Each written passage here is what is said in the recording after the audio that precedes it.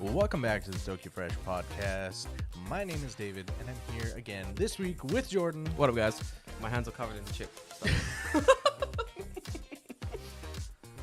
We got a late night podcast A on late tonight. night one, yes. Yeah. This is the first time in a long time. In a while, actually, yeah. It's been a while since we like hanging out doing like a nice late night podcast. But recent events, current news, it's kind of like warranted, I would say. Yes. For sure. I think this is like probably the quickest we've had a story happen and then been straight on, like, yeah. right on. It has to be. I think direct, honestly. We'll get into it a little bit later in the Indeed. cast, but we'll do our regular spiel of what you've been doing. How you been? How's the How week you been been, going? Yeah. you know. Classic, dude. So I'll start then. How you been, David? How's your week I've going? been good. This week watching a lot of. I was gonna say television, but some of it's television, some of it's not television. We're watching. So I just out of the blue, I don't know why I did this, but I'm glad I did because it was worth watching. I watched the first, the new Dune. Yes. The 2021 Dune, the Denis Villeneuve. You were like live like messaging me as you were watching. Yeah, it. it's weird. So like, Good times. I've always been interested in Dune. It's good. And I've had the book. I had the book at my house, and I never ever read it. I got it from my aunt. She's like, "Oh, we read it in a book club." She's like, "I didn't really like it, but maybe you'll like it." I'm like, "Okay, whatever." And I got the book and never ended up reading it. But I've always been interested in Dune because it seems like a very interesting kind of sci-fi universe. And then it's like surprising to me because it is right up your alley. Like there are certain people you mention their names and I'm like, oh, this guy's watched Doom. He's read Doom. Like you, Jay, and Sean for sure. I'm like, you guys have seen and or read Dune. Like I have not read any Dune. I have not. Surprising. Well, that's not true. I've seen most of the 19. What is it? 84. The original one. Yeah. Yeah. Any good? I thought so. Is it a product of the 80s? Yes. Oh, very, very much Makes so. sense, makes sense. I mean, the original movie is a single movie that covers the entire book. What? Yeah, the entire book, and it's directed by David Lynch. Do you know who David Lynch is? Give me no. Twin Peaks. What else has he done? Oh, the guy who does the weird there's gonna be a twist here somewhere. It's gonna be fucking weird. That's M. Night Shyamalan. Oh, that's Shyamalan. Sorry, wrong guy. I don't know movies. No, David Lynch. He's done I'm trying to think. Like it's weird that you asked me now that I'm like I can't think of anything. He's I'm done. like David. What are your favorite David Lynch movies? Yeah, Twin Peaks, Eraserhead. Have you ever seen Eraserhead? No. No, Eraserhead is. You know what? The less you know about Eraserhead when you watch Eraserhead is better for you. I'm gonna treat this like when I was watching what's the movie with the soap on the thing, the soap sales guy, Fight Club. I'm gonna treat it like Fight Club. Wait, if enough of the Discord scream at me in my DMs to watch it, I'll watch it. And that's it. But I think maybe Eraser. Do you know Mulholland Drive? What was that? Mulholland Drive. Mulholland Drive. Yes, No. it is a 1999 thriller movie. I do like thrillers, to be fair. Do you know what? A lot of these movies. Oh wait, I have seen this. Elephant Man. Yes. You seen that? Oh, I've seen Mulholland Drive. Do you know a lot of these movies are movies that Channel 4, the broadcast channel of the UK, would play at random times at night time. Yes. And me as an insomniac, I don't sleep anyway. So I think I'll be watching these movies. More than anything, if you grew up in the early 90s, yeah, you would know him most for Twin Peaks. Twin Peaks is great. Yeah, I love Twin Peaks. That second season is kind of not great. But anyway, so yeah, it's really fucking weird. That first Dune is kind of weird by itself, but then David Lynch makes it really weird. I think the thing is you don't I think someone read the books and went, wow, Dune, kind of weird. Giant worms, a little bit strange. And they went, we know the perfect guy for this. Yeah, Lynch. That is exactly what happened. But the problem is, like, you don't need a weird guy to direct a weird book. It's already weird. Yeah. You just need a random, like, good director, and they'll make a good job of directing this weird. So, book. like, in the movie, because you've seen the first Fantastic film. Yeah, I've seen it, of course. So, you know, like the Harkonnen guy who's like big and fat and he like floats around. Yeah. Really like long. So, Yeah. like in the David Lynch movie, he's just like big and fat, but he looks like he's in like a balloon like fat suit, and he just kind of like floats around. Pretty cool. There's a character that I guess appears in the second part of the new Dune. No spoilers, so but you haven't continue. seen it. Well, I no one's seen it. Yeah, but who's like one of the what's his name? Big wrestler guy, Dave Bautista. Yes, his character. He's great. His brother. His character's brother is in the second part of the movie, and in this one he's like this. In the new one, he's like this pasty, like gladiatorial, fighter guy dude, right? Yeah. In the David Lynch version, it's fucking Sting, like the singer Sting. It's Sting? And he just like, and he comes out of like this fucking like sauna steam chamber. Why? And he has this tiny like metal man thong on, and he just goes like, and it's starts fucking, ripping out solos on the guitar and shit. It's goofy as shit. Like that gives you a good indicator of like what you're in for. Right? Okay, yeah, it's 80s trash. Yeah, kind of, but in an endearing way. Again, like there's a weird parallel in that movie and the new one in the star power that's in those movies. In the original 1984 movie, there's Kyle MacLachlan, who again is big star. Well, he's kind of like a very underrated actor in my opinion, but he was the main character in Twin Peaks, so he knew David Lynch. Yep. Patrick Stewart is in it. Patrick's great, yeah. Sting. Like, you have, like, famous people. And it's funny, too, watching the new one where I'm like, oh, Jason Momoa. Yep. Oh, Josh Brolin. Oh, Oscar Isaac. Like, bro, they're just there. I forgot where I watched this film. I remember texting you about this. I remember, like, you were watching the film, and I was like, where are you in the film? And you're about, like, I think you were at the part where they just got to the sand planet. Yeah. And I remember being like, Arrakis. bro, I remember, like, David, I remember watching this film in theater and being like, oh, long movie, better make sure I've got enough like snacks and stuff for this film. And then I'm like, the movie ends, well, they get to the sand planet, stuff's going down, no spoilers for those who haven't seen it, because, it's been a long time since 1 and 2, and I know people still haven't got around to watch it, And it gets to a certain point, and I'm like, ooh, shit's going down, it's about to go even crazier, and then it was like, anyway, credits. And I was like, it's been an hour! Right. It's been an hour. What do you mean credit? It's been an hour and a half max. It's been like 5 hours been watching this fucking movie for, dude. That's one of the things about the new movie that I was very impressed by. Yeah. Is that it is a 2.5 hour, 2:35. More, yeah. It feels like an hour long movie. Like it's so, I don't know what it is. Like, I think it's Villeneuve does a really good job of kind of engrossing you in that world. Oh yeah. To where everything is like weirdly believable. You're like, oh, I can believe they have like weird dragonfly helicopters or like giant sandworms are real. Like, sure. There's a way they explain, like, they're like, it's like a weird like National Geographic style like voiceover videography where they talk about like, the spice, right? And that alone sets the tone so well. Oh, where he's sitting in the room and he has like his like projector on, and it's like the planet of Arrakis is the.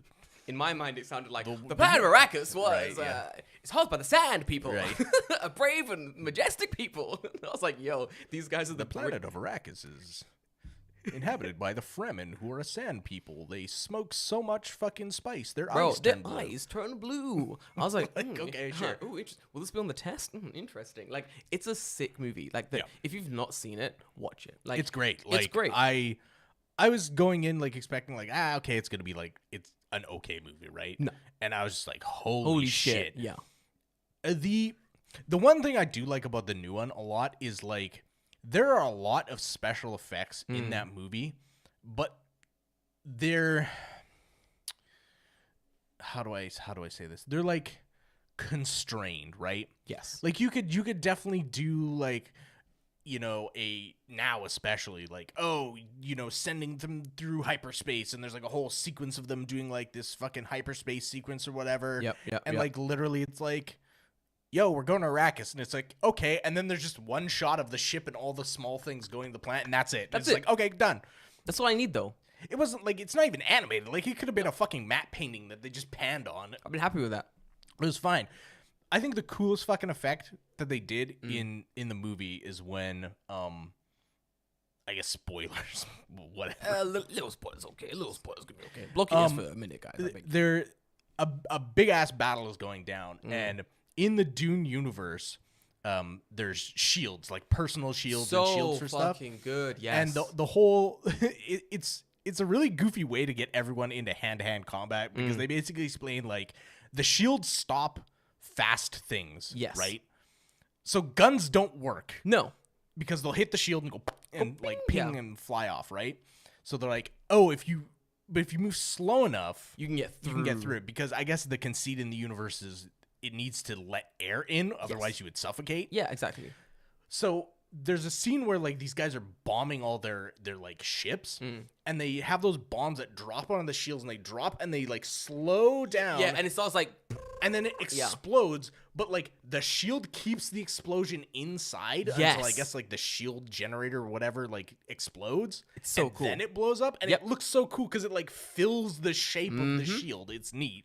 It's very well done as well. Like the small like attention to detail really keeps you like engrossed in the movie. Yeah, like it's cool too in that scene when the thing blows up. There's like shrapnel and everything, and guys are like they're running like across the field, and you can see people because they all have the shields getting beamed by shrapnel. They're getting hit by shrapnel, and they're like flying away because the shrapnel hits them so fucking hard it just like tosses them, right? But then they get up and they're okay. They're like, whoa, shrapnel. Anyway, guys, back to the fighting, because like.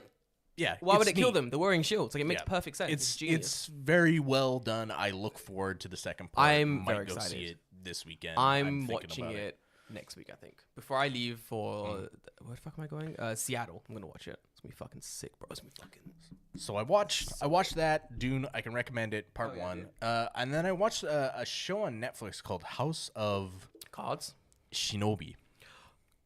Oh. Yes, I heard it was really good. No, it's House of, what is it in English? House of Ninja, but it's like Shinobi no Shinobi no Iya, yeah. Really great. Really good. Go watch it. It's good. It's still volume low. Still, I don't know how it's still low volume. There's no way. You need to just turn up your volume. I'm gonna check. As we continue the conversation. I mean, I can boost it more. Go on. As we continue, House of Shinobi. Go boost it more. Yeah, it's great. It was good. Lots of good effects.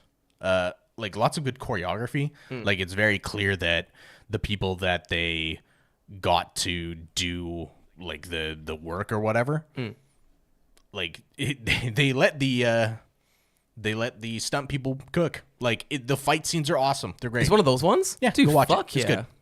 The story isn't amazing, but like some of the characters are really great too. And I can hear clearly. Yeah, the grandma is my favorite character. The grandma? Yeah. So I've heard like people on who told me it was really good. I think it was a bunch of creators like works that was really good. They were like the cooking is really good, like the choreography is really good. Stunt actors are doing their thing, and I should definitely watch it. It's like on my list of things I need to watch before the end of the year for sure. Like it's on my apparently it's interesting. Do you also recommend that as well? Yeah, I recommend. It's 8 episodes. They're an hour piece, so it's like. There is some time investment, but like I just kind of watched it over a week, like watch 2 episodes a night or something. Yeah. It's like a before I go to bed, I'll watch an episode. Sure, yeah, exactly, right. And you're done in a week, and then that's and then it's it's good. I'm gonna watch it. That's pretty good then. How about you? What'd you do this week? Oh my god, what did I do this week? Working, a lot of working. I gotta go to a Comic-Con in the end of the month. Seattle. Seattle. If you guys know where it is, you know where it is. So I gotta go to a Comic-Con. I know, it's the meme. Yeah. It's the meme one. It's the meme one. The meme one. Do you know the meme? PAX? No, the Seattle Comic-Con meme. There's a Seattle Comic-Con meme? It's Sakura-Con. Oh. Garugamesh. Yeah, I know. Yes. Yeah, literally. So I'm going I love anime. Garugamesh. Is that one basically, yeah. Yeah. So I'm going to that Comic-Con. God, that fucking dude. Here's how bad it was. So we're in the office, we're hanging out, and we're getting some work done. And then one of my colleagues is like laughing about it. He's like, oh, you're going to SakuraCon? I was like, yeah. He's laughing. And I'm like, why? And he's like, I'm like, why? I'm like, bro, I don't get it. He's like, you know what the meme? And I was like, oh, man. I was like, there's the meme. No, here it is, though. He's like, there's a meme. I'm like, all right, there's a meme. He's like, yeah, there's a meme. You don't know about the meme? I'm like, no, show me the meme. And he starts playing this video. And I'm like, I know this meme. I know every separate meme from this fucking video. But you'd never seen the whole video? No idea where it was from. Right. So the second it got to the Guru Mesh guy, I was like, fuck. This is where it's from? Yeah. It's from here? And he's like, you didn't know? And I was like, no. I had no idea it was from here. But everyone knew this fucking video. Gee, dude. So now I'm like, excited to go. It's super cringe, dude. One of the funny things is like, right? Like, Sakura-Con is supposed to be like a Japanese anime game thing. Like, at the time, I don't know what it was, right? But like, they're like naming shit that like does not have anything to do with Japan. Like someone names like, I remember this specifically because people pointed it out and it was really dumb. They mentioned Smile DK. Do you know Smile DK? No, what's that? They're a Swedish band that's in like Dance Dance Revolution. Smile DK? Yeah, I believe that's. I'm looking it up. I believe that's what it is. Oh, yes. Yes. Eurodance group. Yeah. Makes sense. Okay. But like, they have nothing to do with Japan, like at all. So why outside of being in Dance Dance Revolution. So why are they there? Fuck if I know. But just like, hanging out? I don't know. No. It was someone like specifically mentions it in the commercial. And everyone like, first off, nobody's a fan of Smile DK. Like, I'm sorry. Like that. Sorry. Like, I saw Euro dance group and I was like, oh, yeah, exactly, right? Gross. Like no one just casually drops, yo, I'm a fan of Smile DK. And everyone went, yo, see my fan t-shirt? Me too. Bro, come on, finally, our people. Quickly follow me to the underground sewers where we do DDR and listen to Smile PK. Fucking, what do you, Ness? Fuck off. Stupid. Fucking weird. Oh, not PK, DK. No, I was thinking PK Fire. My bad. Yeah. Fucking useless, dude. It's goofy. Okay, so you're going to SakuraCon, huh? I'm going to SakuraCon. It should be fun. It's going to be a good time. I made the mistake of telling all my siblings. I was like, siblings, I'm going to America. What do you want? And then before the wave of honor guys came through, I was like, okay, guys, you guys get 1 or 2 things per person, and you cannot ask for siblings or friends or children because it's too many of you already. For those who don't know, I have 5 siblings, so 1 thing per person. That's still like 7 or 8 things. Yeah, 6 to 8 things like minimum. So I was like, it's gonna be a lot, but I asked them like what they want, so I'm gonna bring that back. Outside of that, like, I've been working a lot this week. Been trying to like record videos because I have like 3 scripts completely ready, video times ready, like all the B-roll filmed. All I gotta do is film the main bulk of it and then like edit the video. Right. The issue is there is currently massive construction happening maybe a minute down the road from me. Are they like building scaffolding and stuff? Bro. So they're just banging on pipe. Like, I wish I had the dropping pipe sound, the metal pipe sound. Constantly. Do you know how aggressive this building is? My apartment shakes sometimes. It's the same. They're putting scaffolding on the building across the street here. You can feel it? It's fucking loud. Sometimes, like, I don't know what it is, but the whole house just goes. Oh yeah. And I'm like, what? Like, I don't know what it is. If it's a car going by or like it's them driving in those giant trucks. Okay, that's what it is. That makes sense. Because mine does the same thing. Like, I'll be at home. It's like 7 a.m. I'm getting ready for work, and just my house is like, brrr. I'm like, what is shaking? And it's like driving trucks off my fucking house. Inherited DiCaprio outside, bro. Fucking Inception. What's going on out here, bro? God damn. God. Dude, honestly, the worst. So like, I spent a couple days being like, okay, I'm gonna spend some time making some videos. I got everything set up. My room is set up to film videos now. My TV's on my fucking floor. My camera like is all set up. TV's on your floor. Because it's in the way. My room isn't big enough to film stuff. So like, you gotta make space. So everything's like in the way. Everything's like ready to film. And I'm just sitting around like, so when can I fucking film? Wednesday morning, I get up before work, start filming. Whenever they're fucking done, bro. Construction, I guess. Fuck you.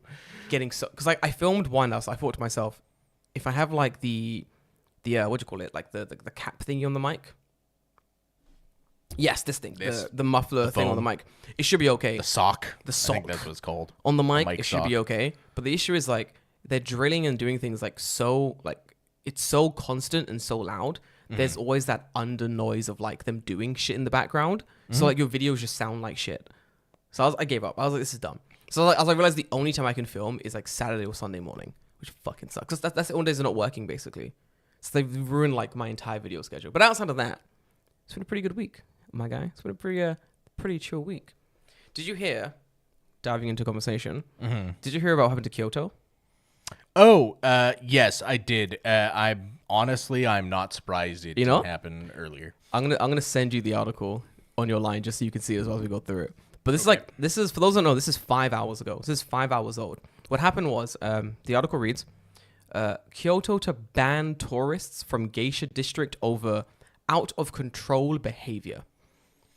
Wild. Okay, hang on. Go on. Before we even address this, what would you consider to be out of control behavior? Okay, so me personally, out of control behavior is you're like, oh, the volume's good. Oh, thanks, man.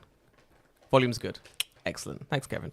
So like for us, like out of control behavior would be like diving in, like getting in the geisha's way, getting in the way of the Michael,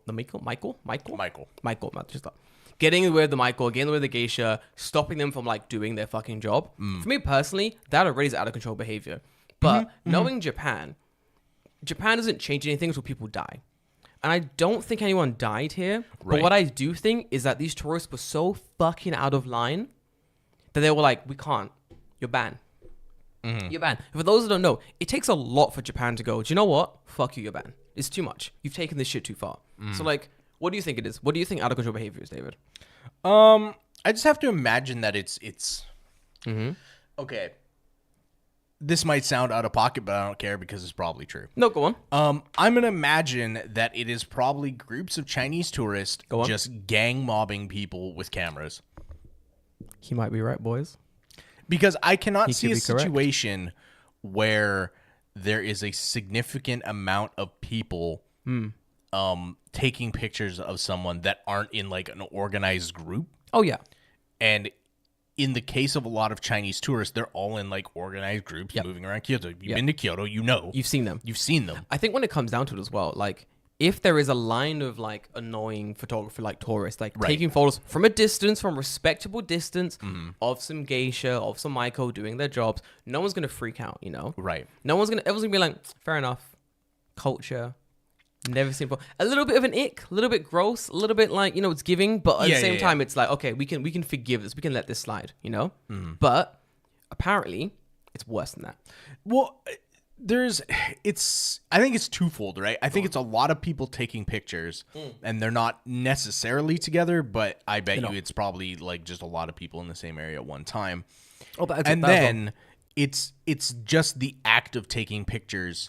Period. Yes. Because Japan is very, not like safety oriented, but strict. They're very strict about privacy laws. So I can only imagine that if you're just trying to like walk around and do your job, and groups of 20, 30, 40 dickheads are there just snapping your picture every fucking day, and you can't walk down the street. Like, it's not like you're famous. You're not like fucking Angelina Jolie or some shit.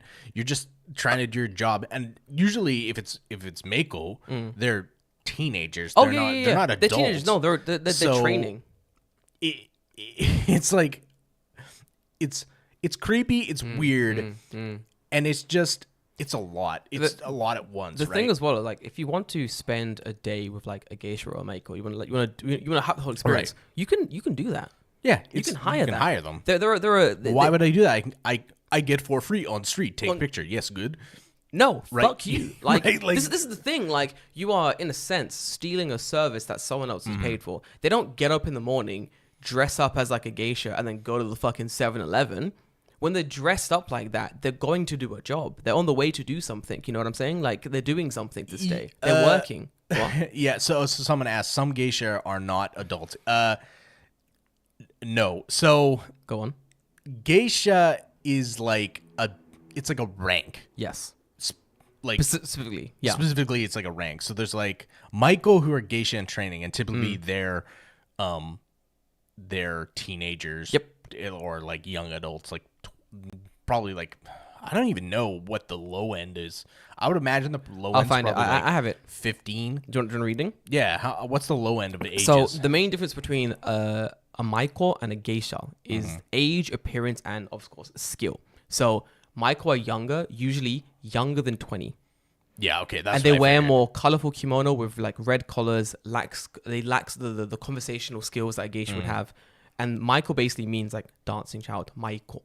Right. Ko meaning child, mai being the kanji for dancing, dancing child, referring to an apprentice geisha still in training. So technically, when you're out there taking photos of like geisha, which is the maiko in like colorful kimono, and like people are dumb enough not to know the difference, right? Yeah, like, of course. So I mean, I don't blame them because in the West, it's been like anyone that wears that kind of stuff, geisha. Wearing white makeup, geisha. It's like it's not. That's exactly. So like, there's a whole thing about. I think it takes like 5 years to become a geisha. I want to say. Yeah, and that's like. There's like rankings within that too, right? There's like low level, high level ones, right? So it's an entire process, right? It's like a weird fucking internship. It's like a whole thing where like people have grown up seeing geisha, wanting to become one, and then spending like a lot of their like youth training in a sense to become a geisha. So like for people to come up and be like, I'm just gonna take a photo of this random like person like walking down the street going to their job. It's the equivalent of Imagine if, I'll put it this way, imagine if every single day, you're going to work in, fuck knows, Texas. I don't care. Right. You're a rancher in Texas or a businessman in Texas, you know? And you go into work, and every day you have 30 to 40 tourists of various like ethnicities speaking a language you don't understand, coming up to being like, picture okay? Picture? Can I take your fucking photo? And you're like, what do you want? I'm just wearing a suit. It's just wow. And now there are like thousands of photos of you online. What are they doing with these photos? You don't know. That's what it is. Yep. Every fucking day. And you're just going to work. You're just like fucking Joe Schmo. That's what it is basically. Yeah. I think it's a lot of people don't realize that it's a job. It's a job, yeah. Hire them, dude. It's fucking weird. So now, like, I'll jump into the story a little bit. So now, like, the local government of Kyoto is basically like, listen, you cannot go to the geisha district unless you are an artisan, a resident, or a client. And listen, it's Japan. They're gonna fucking check. They're gonna build a fucking wall. They're gonna check, my guy.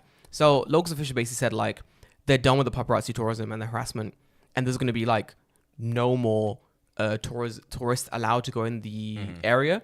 And for those who are like, don't worry, I've planned my trip to Japan. I'll be there in April. I have just enough time to see some geisha.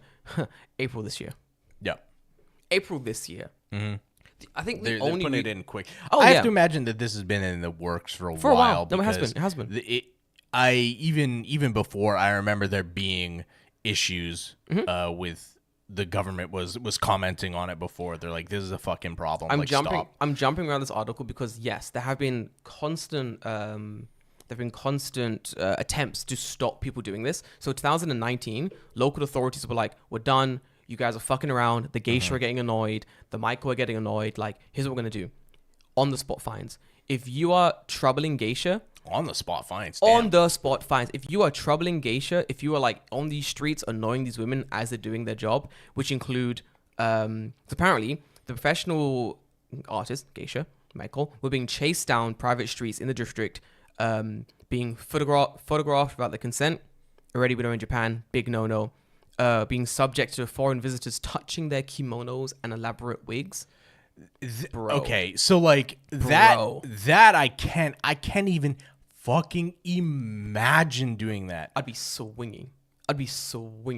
Listen, as a man of an afro, let me tell you, when anyone touches my hair, I get pissed. I'm just like touching people in general. Why the fuck are you touching? Bro, I'm getting heated already. Why are you touching me? Like, you don't know me. Even if I know you, it's kind of fucking weird. It's different. It's different than like getting bumped in a crowd or something, right? Yeah. Like, it's intentional. Like, I'm like grabbing at you. For what purpose though, right? Like even that, like what is your end goal with that action, right? What do you want from me here? So you've touched my wig. You've touched my clothes. You've touched my hair. Okay. Now what?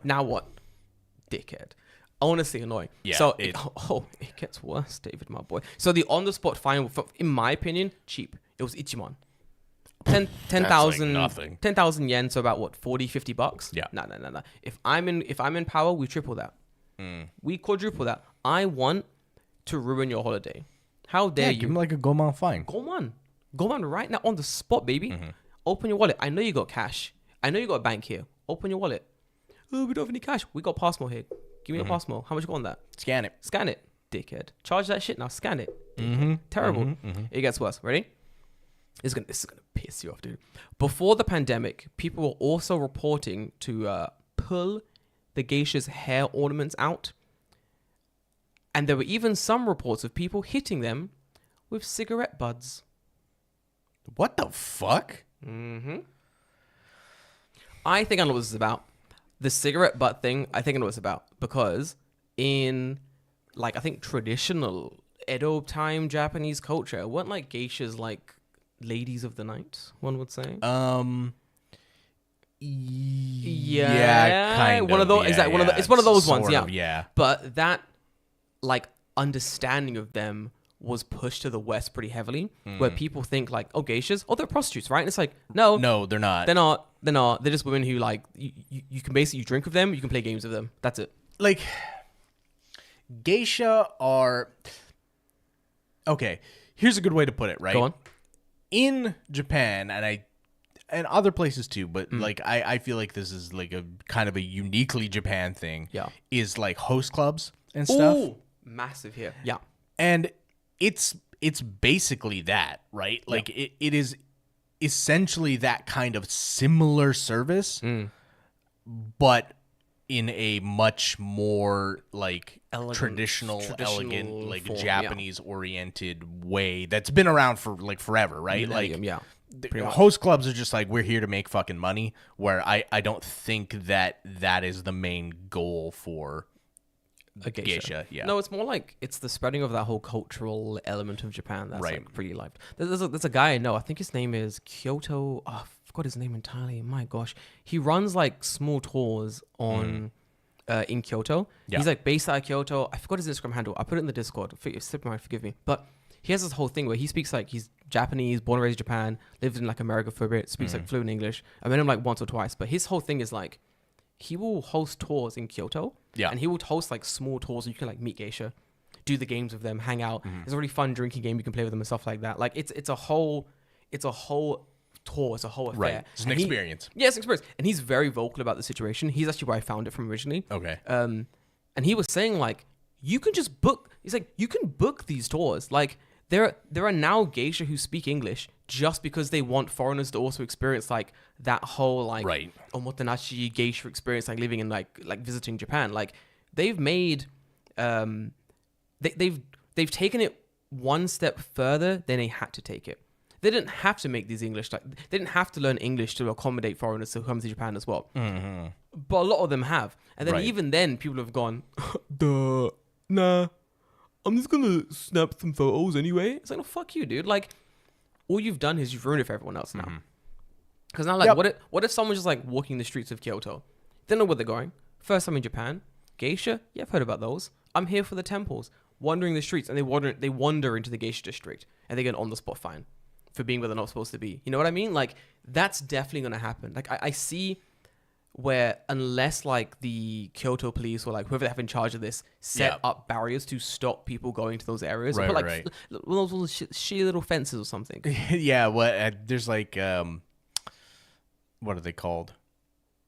Yeah, there's just like the knee-high barriers, right, that they put in front of stuff. Yeah. That are everywhere in Japan. Unless there's some of those stopping people from like but let's be real though, like that's not gonna stop people, right? Like if people want to be a fucking nuisance, they're gonna be they're gonna be a nuisance. Yeah, of course they are. Like there's not much you can do about it. I think that there's a little bit of a double-edged sword, right? Because like you could know and then just pretend you're stupid, which is extremely easy to be like, I didn't know where I was. I'm stupid foreigner. Whoopsie. Can't read the sign. I can't. Yeah, exactly. I can't read. I don't know. But it'll be like printed like 100% correctly in English. No, and still be like, I don't know. The article even says that there were signs that were basically saying, if you take a photo of a geisha without permission, it's an on-the-spot fine of Ichiman. Right. And the reason those signs weren't working and they had to take it one step further was because people were like seeing the signs, being like, don't know, taking the photos anyway. Then when like the police or the security would have come up and they're like, hey, that's Ichiman, they were like, but I didn't know. Right. But I didn't know. It's like the signs in English. The fuck didn't you know? But like obviously Japan being Japan, like the police are like, okay then don't like, don't do it again. Don't do it again. He's like, but the guy's like, I'm gonna do it again. Yeah, they're gonna do it again. I'm gonna do it again. Yeah. Like it's a shitty situation, and I think that the issue is, again, I think the issue is kind of twofold. It's a respect thing. It is. And it's also just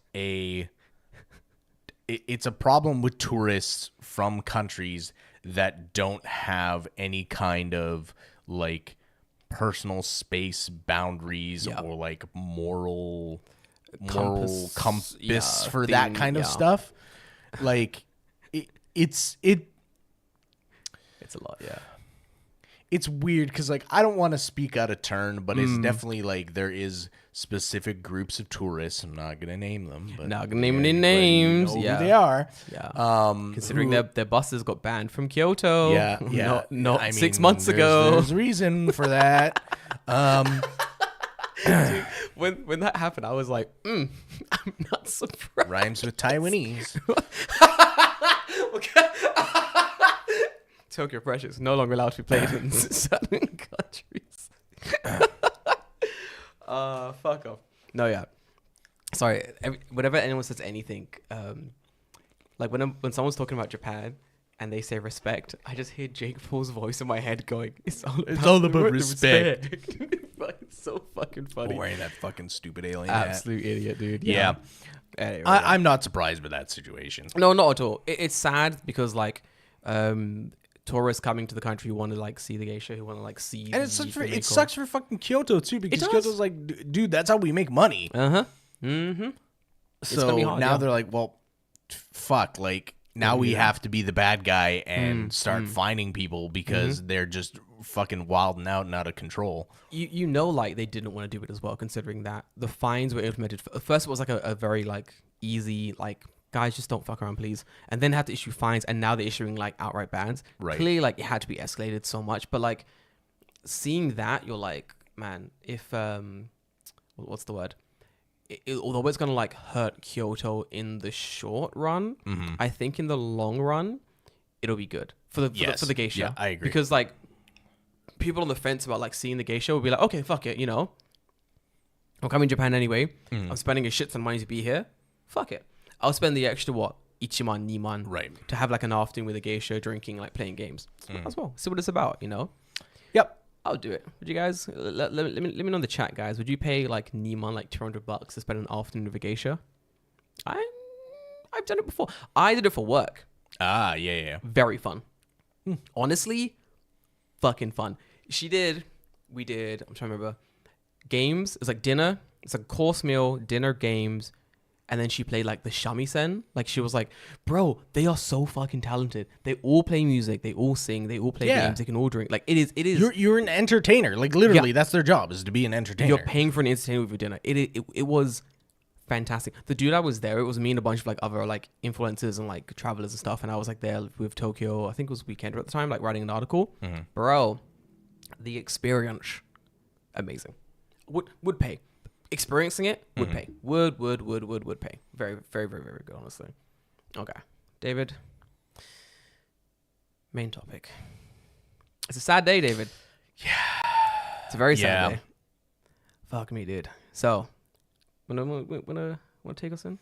I mean, at this point, I would assume that like most of the world knows now, but on, I believe it was March 1st. So last week, a little bit before last week, Akira Toriyama, creator of Dragon Ball and many, many other things. Dragon Ball. He does work in Chrono. He did the art for Chrono Trigger. He does all of the art for Dragon Quest. Yep. What else has he done? He's done a ton of stuff. Yeah. And like when you see Akira Toriyama art, you know it's Akira Toriyama. Straight away, art, right? It's so like his art style is so unlike any Anything other else. art style in Japan. Like it's instantly recognizable. It's not that, cute moe blob shit that everything is kind of turned into now. But yeah, he passed away due to, I assume it was like a brain clot or something, like a it was some kind of like an aneurysm. I had it written down. Let me find it. There's a technical term for it, but it was a subdural hematoma. Yeah, which is essentially a blood clot in your brain. Fucking awful. But yeah, happened on March 1st, and it was a statement was released literally this morning, basically being like, "Hey, like this is like he passed away. This is the reasons for it, and we're sad to see him go." I'll read a little bit of the statement. It was very upsetting to see it happen. He basically was, and he was 68. Yeah. Fuck me, dude. This kind of like bolsters my theory that like evil people don't die. Because fucking Mitch McConnell's alive. How the fuck is barely, but he's hanging the fuck on. How the fuck is he alive still? Fucking awful, dude. Well, and this is a weird thing too, because a couple years ago, Kentaro Miura also died of, I believe, a similar thing, if I remember correctly. Wait, what the fuck? I'm pretty sure that that's the case. I could be wrong, but these cunts taking out our childhood. David, I don't like that. Don't connect these dots on me, my boy. Who was this? No, his was a heart thing, aortic dissection, but blood stuff, right? Yeah. And just like sudden death, jeez, type stuff. So, awful. Should I read a statement? Yeah, please do. So there's a statement from, I guess it was literally Bird Studio Capsule Corporation Tokyo. They basically said, "We're deeply saddened to inform you that the manga creator Akira Toriyama passed away on March 1st due to a subdural hematoma. He was 68 years old, which is, as I said, fucking awful, dude. It's our deep regret that he has several works in the middle of creation with a great enthusiasm. He would have many more things that he wants to achieve. However, he has left many titles and works of art to this world." It's true. My boy has done, did so much, dude. Thanks to the support of so many people around the world, he has been able to continue his creative activities for 45 years. Jeez, dude.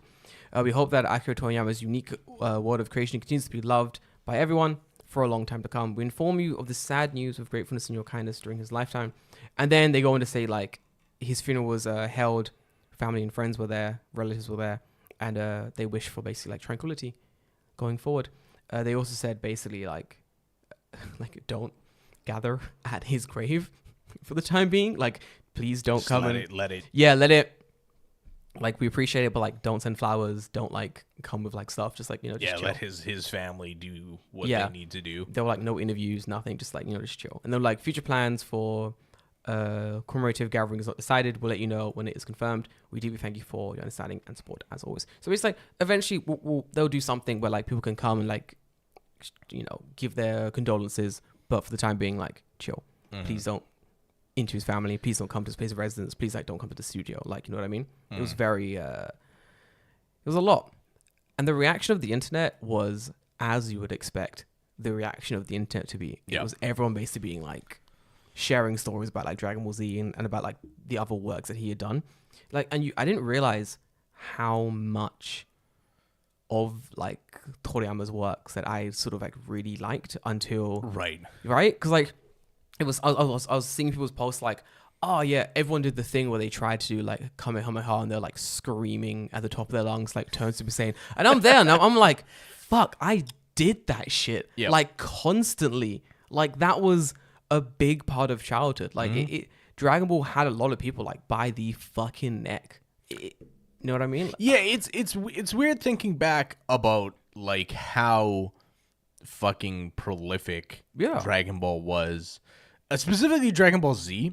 I don't know in other countries the original Dragon Ball anime got dubs to other languages. Yes, but the English language dub for the original Dragon Ball, I don't think was like I'm pretty sure was not, at least in Canada anyway, was not aired until like way after Z had finished. Way later, yes. Yeah. Yep. Because I remember like Z had been done for years, and I remember just flicking through the channels and fucking like the original Dragon Ball was on. I was like, what? Like, oh yeah, what the fuck? Like, yeah, it is weird that it was so.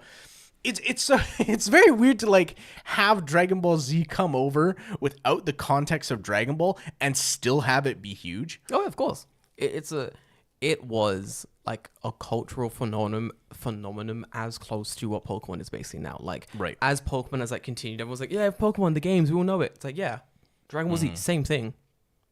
The games come out, people are gonna buy them. Like Kakarot came out, and I was like, I'm buying that game. And I had people being like, oh, you know, heard it wasn't that good. Oh, you know, so I'm buying it. I can fly around and beat people up. I'm buying this game. Even things coming out. The new Budokai Tenkaichi is coming out. Yep. Have you heard it's wild. I guess technically it's 4? 4? Yeah. I think they call like Sparkling. I forgot what it's called. But like, yeah, that's coming out. It's like Raging, Sparkling, Kamehameha, Spirit Bomb. They have like, there's a million Dragon Ball games and they all have subtitles and it's like, I don't know, whatever. And I've got them all, my boy, because they're good ass games. You know what I mean? Like there's something very interesting about the series that the core audience is like fucking massive. People love it. They come back. For me, it's kind of weird because like Dragon Ball as a series, I personally don't think is very good. No, that's fine. Yeah, but for whatever reason, it had this like cultural penetration that so many other shows just didn't have. No, of course, it's a very simple concept, right? Driven forward. Dudes fight. Yeah, dudes fight.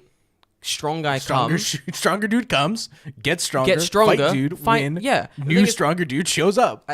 Other animes you get like take Naruto. Naruto very similar. Naruto like Naruto fight hard, strong man come. I fight harder, can't win. Don't worry, I got that talk no jutsu. It's not working. Power, friendship. The game is won.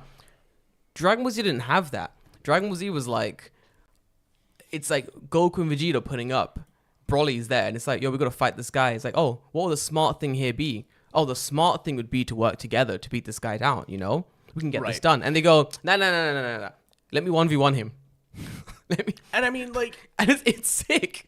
I mean, Kishimoto, the writer of Naruto, like, specifically said, like, he took a lot of inspiration from Dragon Ball. He did. Because, like, you look when... Naruto's original run was at the end of 99 and Dragon Ball's original run was from 84 so it had been running, it ended in 95, right? Yeah. So 4 years later Kishimoto puts out the first manga of Naruto and he was pretty young. Like I don't think he was that old when he published it. Pretty young when like Naruto came out. He was maybe... Let's find it. Let's ask Google. Yeah. When was he? How old was Kishimoto when Naruto released? Yeah, it says right here, in elementary school, Kishimoto started watching the Kinnikuman and Dragon Ball anime alongside his brother. During the following years, Kishimoto started idolizing Dragon Ball's original creator, Akira Toriyama, enjoying not only the series Dragon Ball and Dr. Slump, but also Dragon Quest. Oh, good man. For which Toriyama is the art designer. He's always been the art designer. And it says here that he couldn't afford to buy Weekly Shonen Jump with the Dragon Ball mangas published. But thanks to a friend from school who subscribed to the magazine, he got to read it. So he basically read it throughout his childhood. Yeah. And I think that Dragon Ball, it's weird too because I think the West talks a lot about Dragon Ball, but I think more than Dragon Ball in Japan was Dr. Slump. Oh, it was massive. It was huge. Yeah. It's still huge. It didn't get as big in the West. It was surprising. Like I remember like first seeing something to do with Dr. Slump and being like, why does it look just like Dragon Ball? And then my friend being like, oh, it's like literally the same guy. The same guy. And I was like, oh shit. Oh. I mean, Arale shows up in Dragon Ball, yeah. Literally. But again, that series never came to the West. Until way later, so you wouldn't know that. But like, I remember that character showing up for like an episode, and she shows up in Dragon Ball Z like once, yeah, and you're like, oh, dude, who the fuck is this kid? I remember being like, what is going on here? But I watched it, and then I was like, she like punts people like a million, like a million miles an hour, wrecking people. I'm like, this is a robot. This is strange. And I was like, okay, cool. I'm like 12 years old. I don't give a shit. I'm not trying to think deeply about themes. I'm trying to watch burly man beat each other up, you know what I mean? Oh, also, Kishimoto was 25 when Naruto was released. Right, yeah. So, like, he would have been 25 in 99. So when that started, Dragon Ball, he would have been, about, like, Chugakse. So, like, 12, 13, right? I mean, when it comes down to it, like, Kishimoto called Toriyama, like, Toriyama-sensei. Yeah. Like, every time. Because he learned a lot from Toriyama when he's, like, first started making his work. I think one of the posts that really got me as well was... there was very there was a lot of people trying to be very what's the word, very contrarian on Twitter, and they all got they all got nuked. I agree with this take here. The penetration on Dragon Ball for me is that it was the first with a general broadcast, the first introduction for most outside of Japan to anime and Japanese art. It was concurrent with Pokemon, yes, and that's true. Agreed. For it was concurrent with Pokemon, so like it's from that era. Even though Dragon Ball is like way early, like almost a decade earlier, but it came out at the same time, basically. I don't know when the Z anime came out in Japan, but it definitely was like much later. Yeah. I mean, for me, you remember, like in the UK especially, we had like Cartoon Network that would show like your Pokemons, your school day morning cartoons and stuff, and then eventually we got Toonami, which is basically like a lot of like Japanese anime and like animated shows. But then like people didn't know it was Japanese anime. People didn't care it was Japanese anime. People just cared like this shit was interesting and to watch it. So I was watching like Big O, Dragon Ball Z, fucking Yu Hakusho and shit like that. I know it was Japanese anime. I'm just like, that's the thing, right? Like It's weird. It's weird. Dragon Ball is the cool Japan thing that cool Japan wishes it could be. It wishes it could fucking be. Right? Because it fucking just like it like stealth inserted itself in there. You had no idea until way late. Yeah, you didn't even think about it. Like I remember when I was growing up, there was like a block of anime, specifically like after school, like dinner time ish. Yes, it was like Sailor Moon, Dragon Ball Z, banger, and then Gundam. Oof, yes. Gundam Wing specifically. Wing, yeah. And like I turned my camera around so you can see my giant stack of fucking stuff here. Let me quickly count how many. There's. Oh, you got it? You can see it. There's a couple. There's a few. For those listening, David currently has 1, 2, 3, 4, 5, 6, 7, 8, 9, 10. The Warhammer ones don't count, but 11, 12, 13, 14, 15, 16, 17, 18, 19, 20, 21, 22, 23, 24, 25, 28, 29. Yeah, Gundam things stacked in his, and I guarantee there's more hidden in this fucking room, dude. No, that's all of them. Is that all of them? That's all of them. No, that's just an empty box that's holding some of my painted stuff. Okay, I agree with that. Oh yeah, that's right. That's Warhammer stuff. Yeah, but yeah, there's like 20 something, 20 plus model kits just chilling that I just haven't done anything. Gang. I'm here for it. But there's some idiots online being very trying to be funny, trying to be contrarian, being like, actually, I don't think he's the best artist in the world. And it's like, no one's saying that. Yeah, I what the fuck? Define best, right? Like, right. This is why. Like, what does that mean? Best in what way? Most detailed. Most pencil shading on point. Like, what do you want from me? Like what? Dumbass. In terms of like manga specifically, right? Like, oh, he's the best artist. That is such a unqualifiable statement, right? Yeah. Like, okay, what's the best? For me, this could be the best. For Todd next door, maybe not the best, you know? But this guy got dunked on so bad, he deleted not only his Twitter, he deleted himself from social media. My boy said, this is this guy talking. He goes, I'll use the I'm so smart voice. He said, Toriyama did not create, invent, or revolutionize anime or manga. Stop giving the man credit for everything. My favorite series would have existed with or without him. Rip to him, but like, stop hyping him up. Togashi is the actual goat. God bless. Did you actually say Togashi is the actual goat? Last line. Get fucked. Get absolutely fucking fucked. You stupid cunt. Like, as someone who really likes Yu Yu Hakusho, you're a fucking idiot. You're a fucking idiot. You're a fucking dumbass. Togashi is the author of Yu Yu Hakusho and Hunter x Hunter. So he posted this, which is funny because no one was on Twitter or on anywhere, no one was saying like, oh, he was the greatest artist of all time. Without him, there would be no manga. He wrote the first manga ever. No, everyone was just saying like, yo, ripped one of the real ones, you know? Ripped one of the greats. Ripped one of the guys who created something that like penetrated societies across the fucking world. Like, you gotta remember, you have to fucking remember, when you take a shot at Akira Toriyama, who are you shooting at? Toriyama? No. Goku? No. The entirety of fucking Brazil and Mexico. Are you dumb? Sorry. Have you seen the video where they're playing the last fight between Jiren and Goku? Like out in like an outdoor like theater, just so people can watch it. Listen, okay. Yeah. No one can. This gave me fucking stressed out. You guys are dumb. You can't get on Twitter and be like, he's not done anything. Shut the fuck up. What have you done with your entire existence? Because this man, he made something called the Tournament of Power. For those that don't know, in Dragon Ball Z Kai, there was an arc called the Tournament of Power, I believe it's called. And it was basically like all the strongest fighters from like various multiverses. Oh, you mean it's Super? Yeah, Super. Sorry, not Kai, Super. Yeah. And it was like various basic multiverses. It's like various multiverses came together in like Universe X, like in this big fighting arena, and they fought. And the losers, they get their worlds wiped out. So you lost. These ultimate gods would like click their fingers. Your universe is done.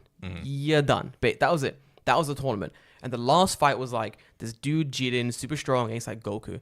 They played this fucking fight, the last episode that concluded everything, on a fucking widescreen TV in the middle of Mexico, and there was crowds as far as the eye can fucking see watching this fight. At one point, they start chanting Goku. These motherfuckers were chanting like the Tournament of Power was real, and his victory just secured everyone's existence. We're not gonna die. We're not gonna get erased from existence. This is what I'm saying. Like, these guys, they weren't watching this shit like it was a TV show. They were watching this shit like it was a live camera feed of the fucking tournament. Listen, when you have an entire fucking nation by the fucking throat like this, you can't be on Twitter being like, duh, my take's dumb. Like, no. Are you dumb? You can't take that away from him. It's so, like, it's crazy. It's on the same tier as, like, console warring shit, right? Yes. Like, Togashi and Akira Toriyama are contemporaries. Yeah. Dragon Ball released 1 year before Yu Yu Hakusho. They're like literally almost simultaneously coming out. It was like, hey, guess what? Dragon Ball is way bigger by like it is, yeah, a significant margin. Yeah. But that's not to say that Yu Yu Hakusho is bad. No. But it goes to show you that something about that series really just hit with people, yes. and I don't know what that is. Like, to this day, like, if Yu Yu Hakusho is my favorite anime of all time. I fucking love Yu Yu Hakusho. Watched the episodes multiple times. If someone's like, which favorite series, it's probably going to end up somewhere in my top 3, if not top 2, top 5, basically. So, like, when people are like, but Yu Yu Hakusho is better, it's like, no, these are different series. You can entirely like 2 things at once. You can listen. You can chew and walk. I don't know why. There's some fans of anime or games or just like fandoms in general who just, for whatever reason, are like, my thing that I like is better than your thing, and it's trash. And it's like, you can like both things. There's nothing wrong with liking both Yu Yu Hakusho and Dragon Ball. There's nothing wrong with that. And if you don't like Dragon Ball, that doesn't mean you have to be like, it's fucking dog shit, right? Like, I'm not like, Dragon Ball's okay.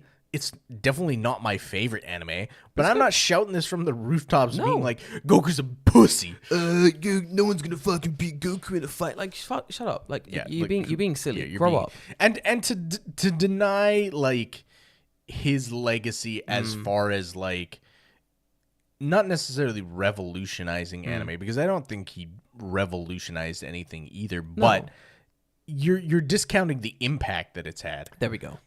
You don't have to revolutionize something. You don't have to be some kind of like on the cutting edge trendsetter to be an impact culturally. Exactly. No, yeah. You know, Dragon Ball Z came out like before I was born, basically. Just after I was born. They still releasing shit to this day. Yep. Dragon Ball Daima is coming out soon. Daima or whatever it is. Yeah, I'm gonna watch it. I'm gonna watch. I wanted new Dragon Ball Super, and they were like, "Nah, we're releasing Dragon Ball Daijousen," and I was like, "That kind of sucks." I don't even know what that is. I don't know what it is, but there's a voice in the back of my mind going like, "We're gonna watch that shit," because I'm gonna watch that shit. It's cool. It's people finding, and it's like it's an adventure. You're telling me a fun story, and there's people shooting lasers. What more do I want from this world, my boy? Like, come on. Like, even this one's pretty fun, actually. There was someone made a comment about Bleach. While this whole my favorite anime is actually fucking I don't fucking know whatever yeah. Tanaka School Days, and I'm blah, blah, blah. All these cunts doing this. And apparently someone from Bleach was like, actually, Ichigo's the best character, and blah, blah, blah, blah, blah, blah, blah. Said by no one ever, to be fair. If you're coming at someone being like, Ichigo's the best shonen character ever, wow, you have, like... You've seen... I know what I just said 5 seconds ago about calling people dog shit, but you have dog shit taste. I'm sorry. Very silly. But someone jumped in. Someone said, if you're a fan of Bleach... then you should know that Akira Toriyama is the reason for our treasured series to even exist. This is from a Bleach fan. Yeah. This guy's a Bleach fanboy says, after Zombie Powder was canned, I assume It was a previous Titakubo manga. Yeah. Titakubo basically was then rejected by Shonen Jump when he put forward his first draft for the Bleach concept. Akira Toriyama wrote him a letter of encouragement and essentially said, "Hey, bro, start again. You're doing good. I like that, I like the angle. It's a good little show. Do it again. One more time. Give it another shot." Because that's the thing, right? Like, they got clearly Toriyama was a fan of, like, his own craft, like manga in general, right? Yes. Because when you think about it, if Kubo had put out Zombie Powder, right, and, like, Bleach didn't exist yet, and Toriyama's read it and, like, sent him specifically a letter and been like, "Hey, I heard, because I work with Shonen Jump, I heard that your pitch for your new series got shit canned by the editors. Like, keep trying. Yeah, like, do it again." Clearly, he's like he cares about the medium in a way that like other people don't. And I think it shows well in the responses of not only like the community of people who like really enjoy Dragon Ball Z, but also like the other mangaka who are like Eiichiro Oda, One Piece. We love this man. He released a very long statement. Have you seen it? Have you read it? I read it earlier. He basically like this for Eiichiro Oda's words. He basically said, "It's too soon. The void left behind is too large," and he's right.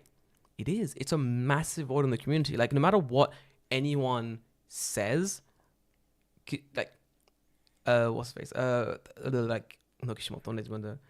Toriyama did like work. Like, he was the daddy of manga, basically. And he said, "The sadness is overwhelming.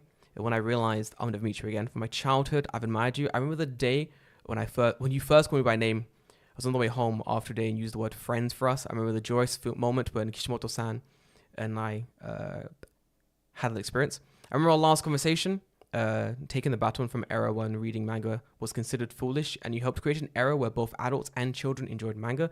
You showed us that manga can do this, and it takes us to other worlds. It felt like watching a hero charging forward." And you gotta remember, that's kind of true, because back in the day, for those who used to like read manga quietly in their room in the dark, right, avoiding the shamed gaze of others like watching you, like, it wasn't a cool thing to read manga. It wasn't cool to watch anime. Yeah. Even if you thought in the 90s it was like not cool to read or watch anime, I could only imagine what like 70s 80s Japan was like. Wild. It has to be. So like, there are certain series that transcended that, and Dragon Ball Z was one of them. Pokemon was another one to a certain extent, but Dragon Ball Z was fucking massive at like breaking down that barrier between adult, like manga being like something for children, to like adults reading it as well, to like people like across the world also like enjoying this medium, basically. So not just for manga artists, but for all the creators who were children during the Civilization Dragon Ball Z, the excitement and the inspiration remains rooted. Your presence is like a giant tree. And it's right. And that's kind of why people are feeling it so deeply. Because there's always, in our memories anyway of manga, there's always been Dragon Ball Z. Yeah. You read the manga or not, you watch the show or not, you don't not know it exists. Like, to this day, I can talk to anyone about anything. You know, I can go to someone and be like, hey, have you seen, I don't know, you seen the new Chainsaw Man? And guarantee there will be people being like, what's Chainsaw Man? Right. Never heard of it. You want to watch Kimetsu no Yaiba? Never heard of it. What is it? It's massive. That one I don't know. Maybe. I put it this way. This is why I put it. If I ask my mother right now, do you know what Kimetsu no Yaiba is? She'll be like, what I don't know. Fuck you talking about? If I say to her, Piccolo, she's like, yeah, Dragon Ball Z. Right. She doesn't watch this shit. That's the border. That's the line. If you can ask your mother about something and they know about it, right. We're done. We transcended. We're done. That's it. Like, here it is. Like, simple as that. Like, Mom, Pokemon. What about it? Yeah, I know what it is. That's what it is. Until you've reached that generation, until you've reached their ears, yeah, shit's popular, but it ain't generation breaking. Right. It's not breaking through those roofs. You know, it's not smashing through these barriers. Yeah, it's popular, but is it popular? Right. No. And I think that a lot of the West too doesn't have the context of stuff like the original Dragon Ball, and then before that Dr. Slump. Banging. Because like Dr. Slump is, I think Dr. Slump is probably, at least in the Japanese like zeitgeist of Akira Toriyama stuff, just as popular as Dragon Ball. It's massive. Yeah, it is. It's huge. It's massive here. 100%. And it again, it's another thing that has endured to this day. Like I still see I still see Dr. Slump stuff. And it's not like, oh, they're not making a new anime. It's not like Dragon Ball where they're making Super, they're making like a new thing. It's and just popular. I still see it.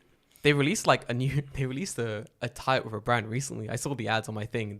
They released like a Dr. Slump X, this brand like t-shirt collaboration. Yeah. And I was like, oh, that's cool. I'll go to the store and look at it. Sold out. Yeah, gone. I went day one, sold out. Yep. It's massively popular. Like it's absolutely fucking huge. The man and like is insane. That's the thing too. I want to talk a little bit about Dr. Slump because a lot of people are like, well, you know, Akira Toriyama just wrote the same story 5 times. Like, oh, Vegeta shows up and the stronger guy shows up and then whatever shows up, right? Like, I don't think you understand like how diverse a lot of his work is. Yeah. Where like Dr. Slump is a comedy gag manga. Yeah. Dragon Ball is like this shonen adventure based off Chinese mythology, and then Dragon Ball is this like across the universe space traveling like tournament arc fighting thing, right? Yep. Like martial arts style, very inspired by like traditional martial arts. And then that's not even to say the things that he's done after Dragon Ball, because I think a lot of people kind of they hear Dragon Ball and then they're done, right? Yeah. But he's doing stuff like there's a movie coming out, Sandland, and that's based off a manga he did in the 2000s. Yep. No one's fucking talking about Sandland, but he did it. It's good. It's there. There's a game as well. Yeah, but again, Dragon Ball as a series kind of eclipses all that. It does. And then he's doing stuff outside of that as well. He's doing all the art for Dragon Quest as well. Yep. I have Dragon Quest shit in my fucking hallway. I don't even like Dragon Quest that much. The art's just sick. I have there's a Dragon Quest card machine game thing in arcades. Yeah. I have a membership through it because the game's sick and the art's really cool. You know what I mean? Have you read Koa? Yeah. No, you probably haven't. I mean, I have. It's good. Read it. You probably don't even know what Koa is. No. I guarantee.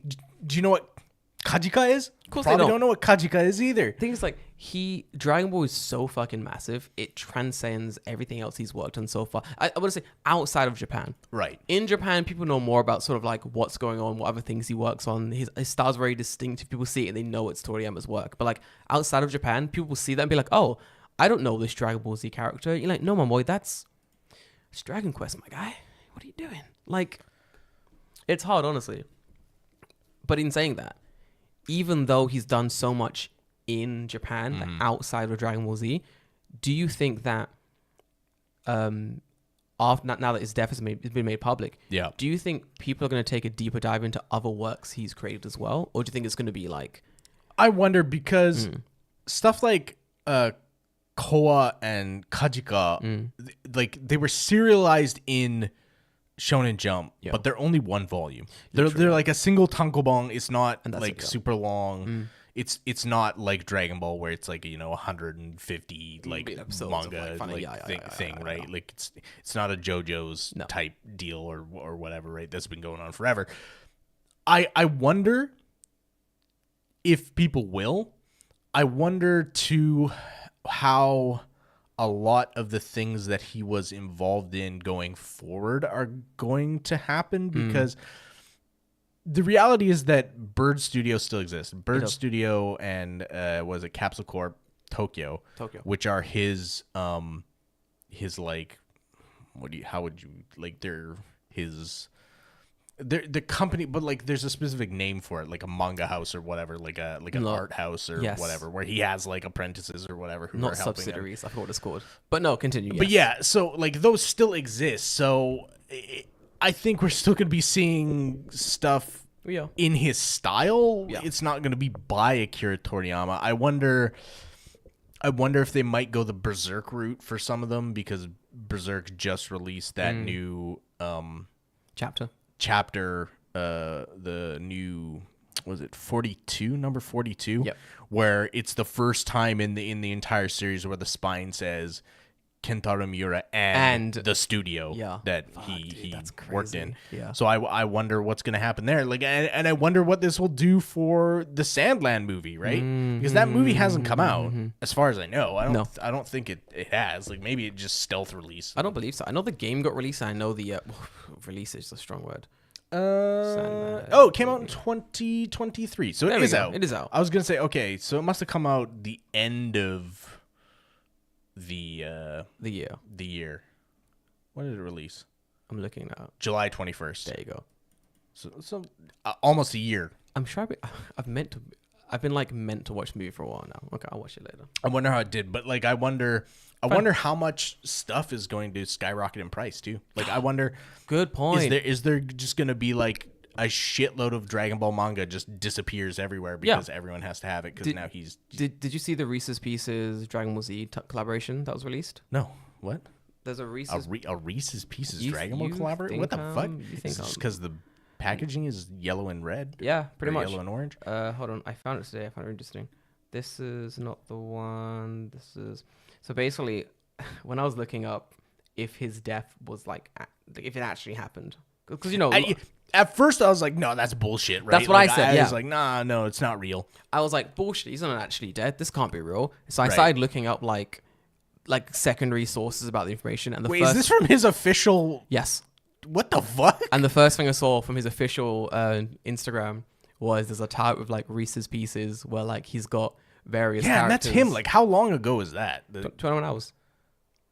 21 hours? He doesn't control his account. Oh, clearly, yeah. Yeah. It's like made by like whoever's controlling his account, basically. Right. But then Shonen Jump, I assume. Yeah, I assume Shonen Jump. But it's a very funny tweet where someone saw the Goku Reese's Pieces box. Right. And like it was maybe 3 or 4 hours before his death was announced, like publicly. Mm-hmm. The guy posted like, "Whew, close one.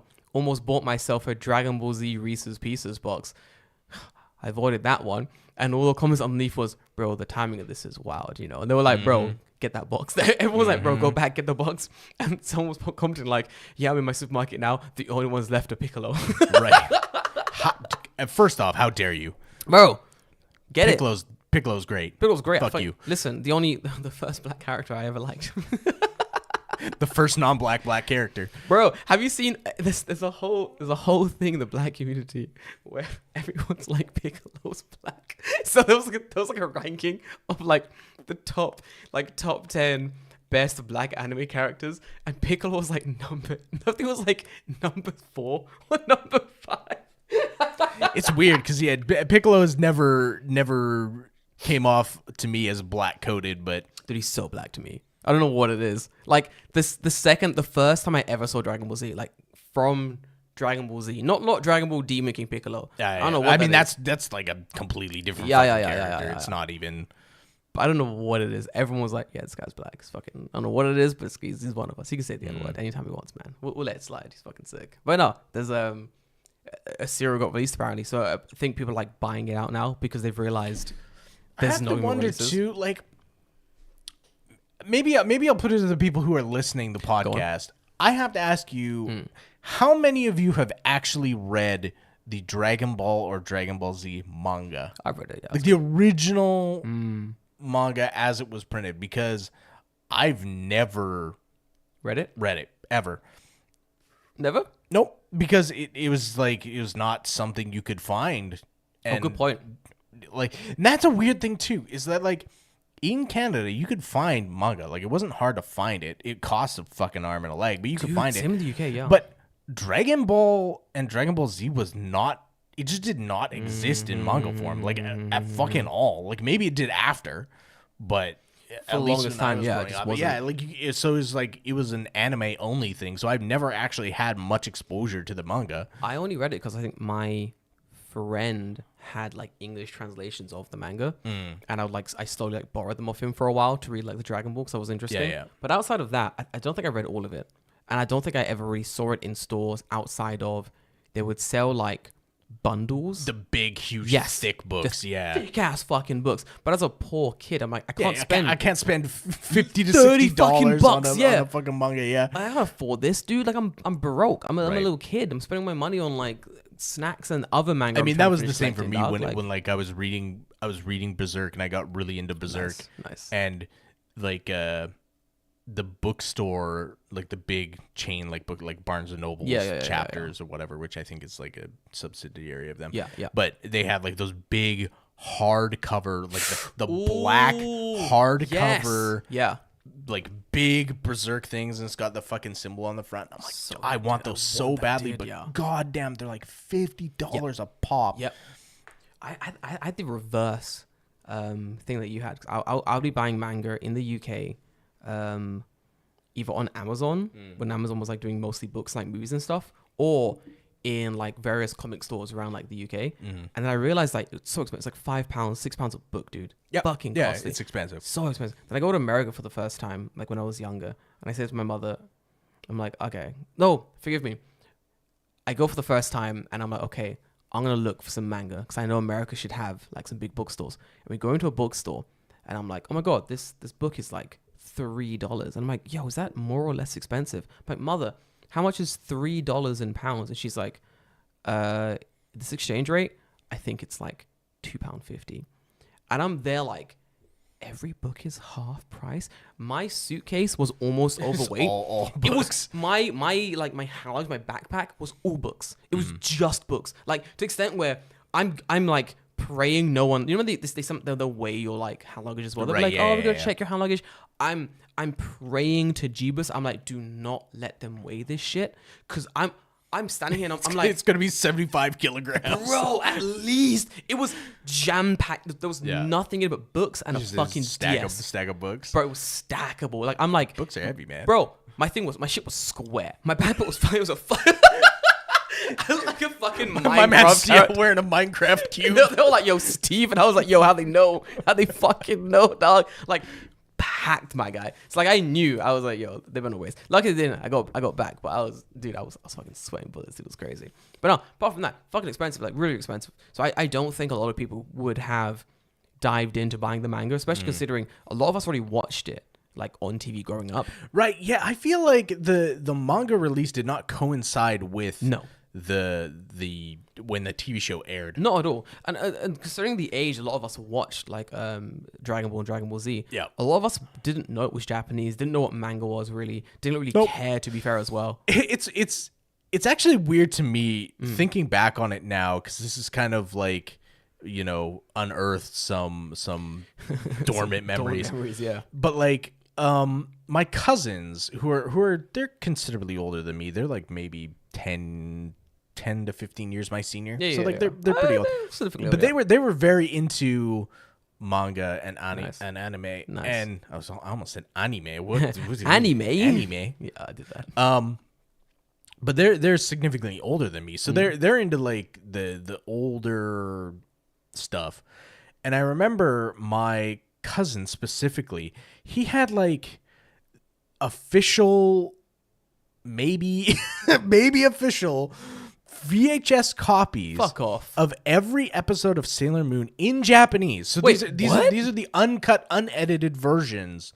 So these are not the Uranus and fucking Neptune are cousins episodes. Yeah, bullshit, this is they're like straight up lesbians. Oh, they're lovers. Yeah.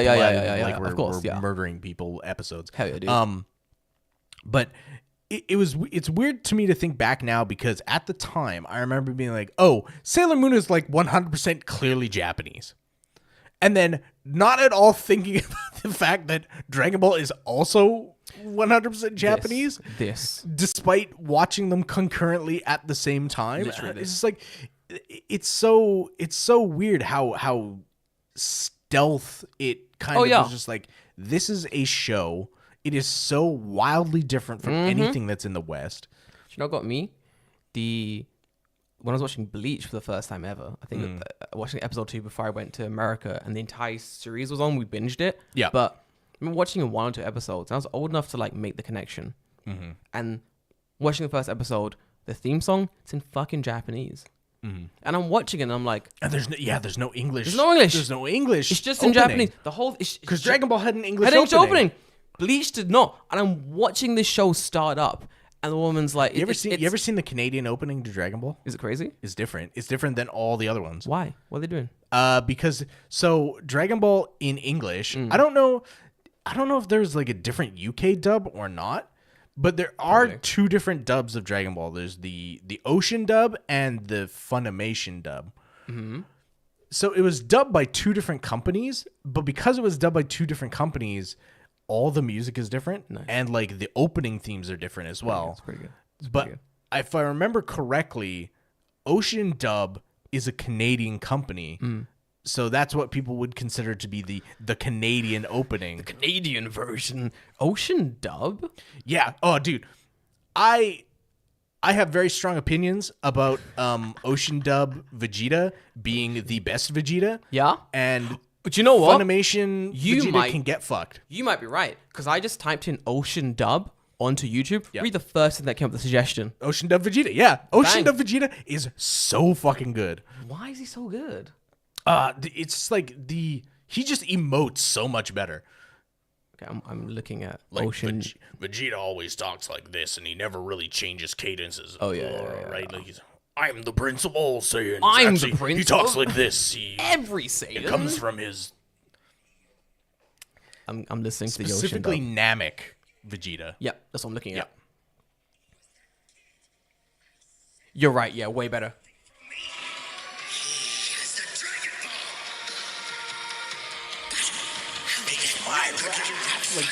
Way better.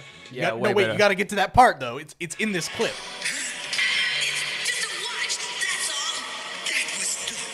Gohan pretty good.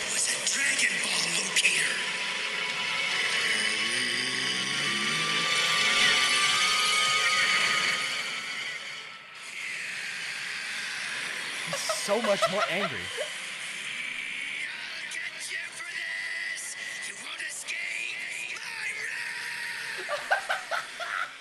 He just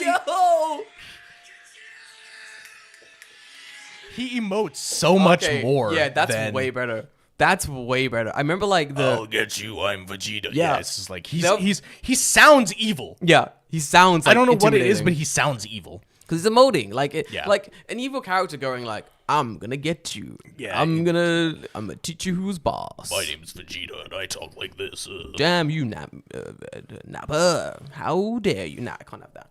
Emoting essential. Fucking Funimation Vegeta can eat a dick. Like, and it's funny though because in Super, when Vegeta shows up, like the Vegeta clone shows up. Yeah.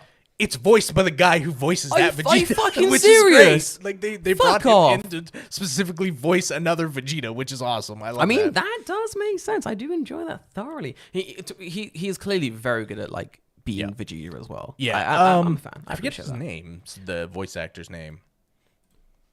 For Ocean dub Vegeta. Yeah, Ocean dub Vegeta. Ocean. What almost fucking opened the stream. Almost double thinged us. What's the guy's name for Ocean Vegeta? Yeah. I just think he's Brian Drummond. That's his name. Brian Drumming. He's good. Yeah. He does a lot of stuff. Actually, he's in a lot of Gundam. He was in Monster Rancher. Yes. Wait, no, I know this guy's name. He's in one of my favorite animes that no one talks about, which is that I love, The Vision of Escaflowne. Do you know Escaflowne? Escaflowne is possibly one of the best isekai animes before isekai animes were cool. Escaflowne? Yes. The Vision of Escaflowne. It's like, okay, imagine I found it. mechs, but if mechs were knights. I've watched this. It's good. Fucking awesome. No I love that show. way. It's so good. Oh, dude, fuck you. This is really good. No, I've not seen this in years. Do you know what it is? I've never known the name of this show. Joe? I just watched it. It just came on. I'd watch it. It's awesome. Escaflowne is so fucking good. If you've not watched Escaflowne, you should go watch Escaflowne. I've also been told I need to watch Code Geass. No, I've been partly bullied into having to watch it, so I have to watch it. I feel like you need to like Mecha to like Code Geass. I like Mecha. It's big robots doing clang clang thing. Good show. Yep. Yeah, it's not bad. I'm gonna end up giving. I still haven't watched the new Gundam. The newest Gundam. I heard it's I really should good. watch it. Yeah, I heard it's good too. I just haven't watched it. No, I get it. But anyway, guys, very upset about this entire situation. Yeah, it's unfortunate because it's very clear he had a lot of things going on still. Yeah. And like this is just unfortunate and sudden and like who knows where those products are gonna go. Honestly, from now. It's gonna be a few weeks of basically I think they're gonna set up some kind of fan memorial where people can pay their condolences. That's gonna take a while to eventually be released by the press. But when it does happen, I'm gonna make sure I like tell people what's going on, because I know people don't always keep up to date with the stuff. So when it does happen, I'll let you guys know, because I think there might I think there probably will be something in every country, which would make sense, especially like Brazil, Mexico, especially Latin America. Yeah, Latin America. Yeah, it really does make sense. I saw something saying I saw something where someone said basically how they've made like a statue of like Walt Disney and Mickey Mouse. They were like, yo, we need one of like Toriyama and Goku. Yeah, somewhere, dude. why not? 100%. Why not? Make it Mexico. They need it, dude. It's fucking sick. But yeah, I'm down. I mean, they got statues of One Piece characters. Like, where's Toriyama? Where's Toriyama born? Oh, that's right. They have the Shinjeki no Kyoji ones in Beppu, Oita, yeah. Where Nagoya. Nagoya And Aichi. Let's go. Hold on, let me. Is there a Dragon Ball Z statue in Aichi? Let's find out, because I don't think there is one. No, there's not. There is not. Oh, there is some there was like a pop-up thing of like Super Dragon Balls things. Dragon from Bele releases in real life in Kochi. No, it doesn't look like it, which kind of sucks. Aichi. No. Nope. None. Hopefully, fucking Nagoya gets his fucking finger at his ass and makes us a nice little fucking Akira Toriyama statue with Goku. Because already, sorry Nagoya, but you're not that. But you ain't that. You ain't interesting. Make a little statue. Give the people something to visit. You know what I'm saying? Right. David, any final thoughts, feelings? On specifically Toriyama? On anything. On the entire episode, dude. I think the thing that hits the hardest is not just his passing, but the fact that he was fairly young. Like he didn't even hit 70. And it's what was he gonna make after? Right? Like he was still working on projects, right? Like what was the next Akira Toriyama thing that was gonna come out? Because I think that a lot of his stuff is like just outside of Dragon Ball is pretty well regarded as being good. Like okay, at least to good. And you never know, right? Like he's a good enough illustrator, he's a good enough writer, and he has the capital to do something big. Like I would have loved to see him. I just like his art style in general. Same. Like I said it when we started the beginning of the conversation, but it is so radically different from all the things than every other like mangaka's art. Like when you see an Akira Toriyama piece, you know it's his. It's like Toriyama piece, yeah. I'm there with you. I think for me, I kept hitting on the fact that he was only 68. It's pretty tragic to have someone who was so talented. Sort of, they say die so young, and when people reach over a certain age and you say they died so young, everyone goes, who's actually over? It's like, well, when it comes down to it, he did die so young. There was still a lot of things he was creating. There was still a lot of like art he was like stories he was trying to tell. So like when you put it in that way, yeah, he did die so young. He wasn't like writing manga his entire life. He only started when he reached like a certain age. So, yeah, like, it's not like he was retired. No, he was still working. He's active. He was working. Like he was an active mangaka still. Things that he has actively worked on that have not come out yet. Yeah. You remember the Dragon Ball Z Super is still releasing. It's still coming out. Like I think they just wrapped up an arc and they're starting a new one. They had the fucking Piccolo movie. Yep. Like Dragon Ball Z Superhero. That came out like what, a year ago? A year ago or something. Yeah. So do you know why they called the movie Dragon Ball Z Superhero? Have you heard about Gohan this? Was in it? No. So apparently, fucking Toriyama. There's an interview where Toriyama's like, I forgot that we called the Dragon Ball Z Super Dragon Ball Z Super. So when we were naming the movie, so he's like, we're naming the movie, and you just make a name, and I was like, oh, we'll call it Dragon Ball Z Superhero. Cool. And then like they already like started making the promo stuff, and then like I think it's like a month later, he's like, fuck, wait, no. We already used Super. We kept, but it was too late. It's like, right. I'm a busy guy. I got a lot of shit I'm doing. I can't remember all the names I've given to things, basically. And I thought it was a really fucking entertaining story about, like, Toriyama. But no, yeah. He's got a lot of, like, fingers and a lot of pies. I mean, Dragon Quest 12 isn't out yet. Nope. But he's listed as, like, the key art person. He's the guy who does the art for it. Like, what are we going to do? Like, seriously. I think a lot of it's going to end up going through a studio, but it's same with like Berserk. It's gonna be a while, I think, before we see new stuff coming out linked to his name and also like the studio name. I think we're looking at like 6 months, a year, maybe a year and a half, probably. You know, it's gonna take a while to like readjust like the new sort of normal in the studio as well. It's fucking devastating. And of course, our condolences to like the family, the friends, you know, the loved ones, and also everyone who works for the studio as well. I'm sure they're obviously taking the hit the hardest, which is absolutely devastating. But yeah, that's all I have, David. I think that's all for me as well. Excellent. I think we've said all there is to say. Guys, I'll see you guys next week, you know. Join the Discord. Let us know how you feel. Let us know if you have any memories about Akira Toriyama and Dragon Ball Z or any other piece of work he's made. Let us know in the comments down below. Let us know in the podcast conversation mail thingy. And, you know, let us know in the Discord. But until then, we'll see you next week, guys. Stay healthy. See you. Bye-bye.